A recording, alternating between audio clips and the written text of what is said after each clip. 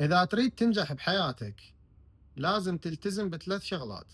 أولًا ابتعد عن النسوان، ثانيًا ابتعد عن النسوان، ثالثًا ابتعد عن النسوان.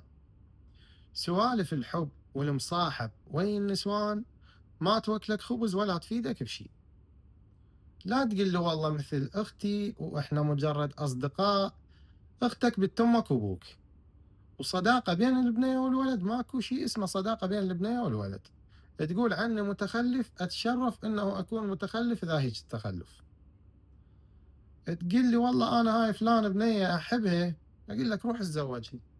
تقول والله ما عندي إمكانية ما أدري شنو، احترم نفسك واقعد واسكت.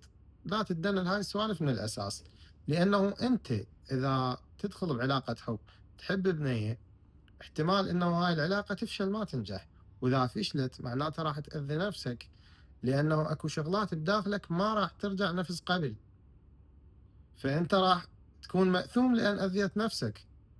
ليش يعني تجيب الأذية لنفسك؟ متوازي بدال هاي السوالف روح العب رياضة، سوي أي هواية أنت تحبها، اشتغل كون نفسك، وعوف هاي السوالف، صدقني ما تفيدك.